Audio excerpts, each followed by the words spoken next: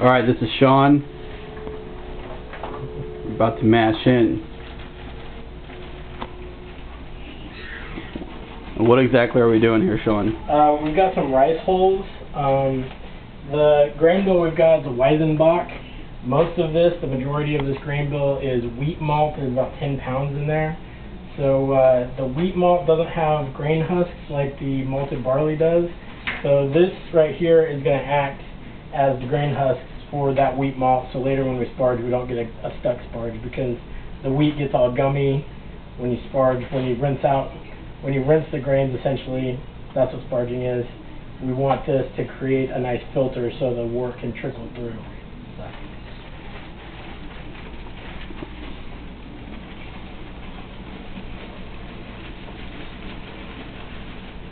Put most of that. We don't need to put all of it.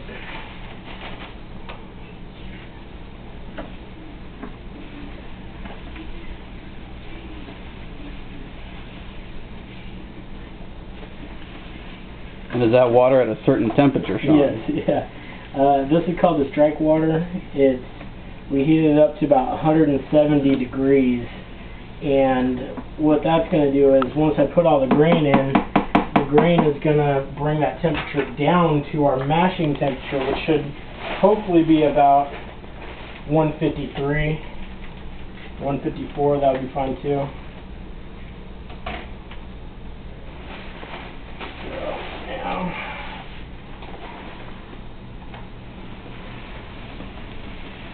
So as I'm pouring it in, I'll stir it up real nice to keep any dough balls from clumping up.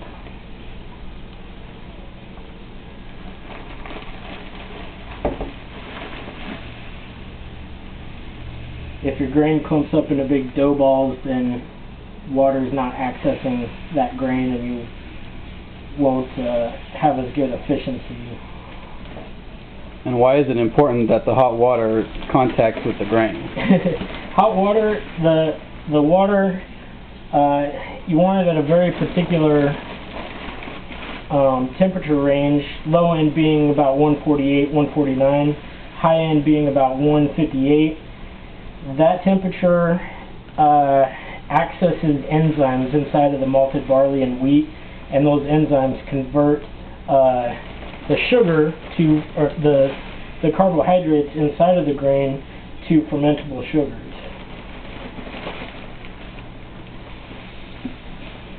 Real exciting stuff.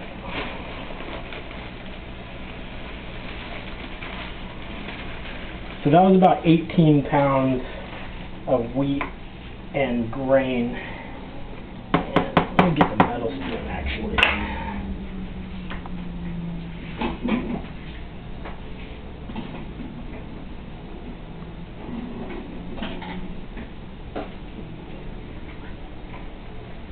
So we'll stir this up, make sure it's all nice and mixed, and then we'll take a temperature reading.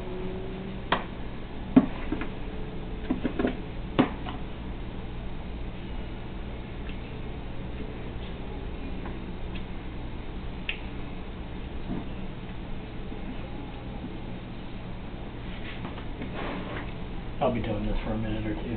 Right.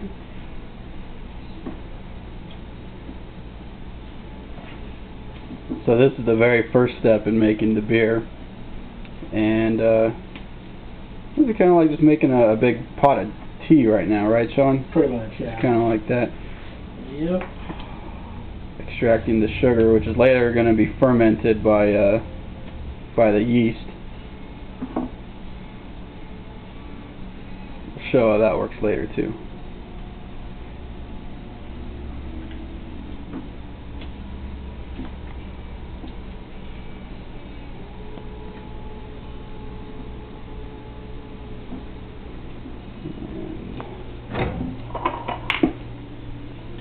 Later on we'll be boiling the beer, adding in hops. What kind of hops do we have here, Sean? These are German Hallertau hops, 4.6% alpha acidity. Right. Hops are, of course, what gives beer its flavor.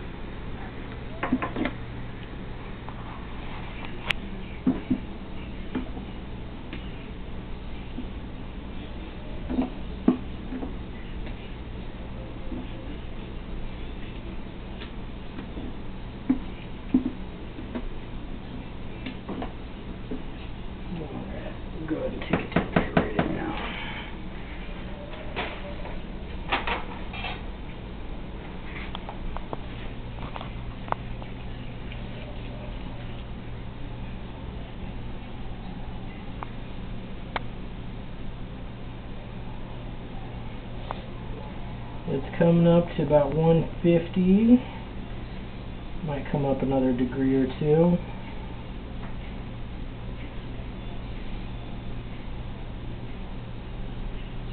We're sitting at about 152 right now, which is good enough. Good enough for conversion. So I'm going to stir it a little bit more, and then we'll close it up and let it sit for about an hour.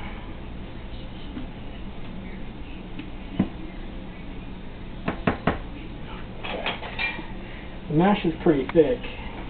I've got some other water heated here. I'm going to go ahead and thin the mash out just a little bit. And this water is pretty hot too, so if we raise the temperature another degree or two, that would be a good thing.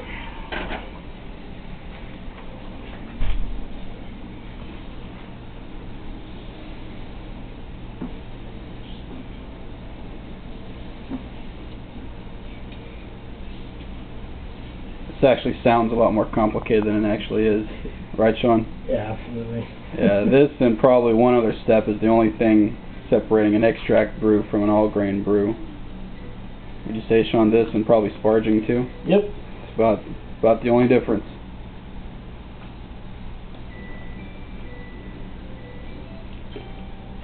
Take another temperature reading just to make sure we're good.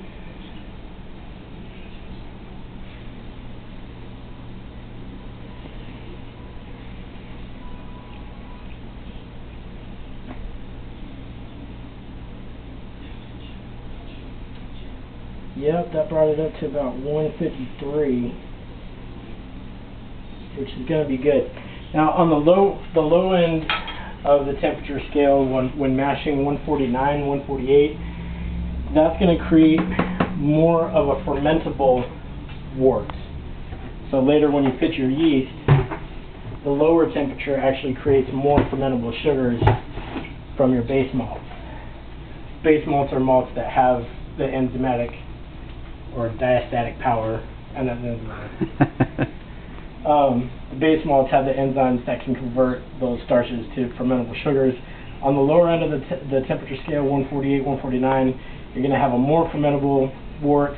On the higher end, 156, 157, you're going to have more residual sugars. You're going to have glucose chains of 4 glucose molecules or more is a chain that can't be fermented by yeast.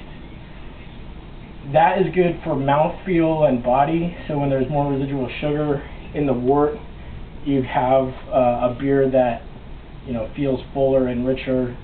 If you want one that's more fermentable, it's going to come out a little drier, like a pale ale or an IPA or something like that. So. Is that how they make Coors Light?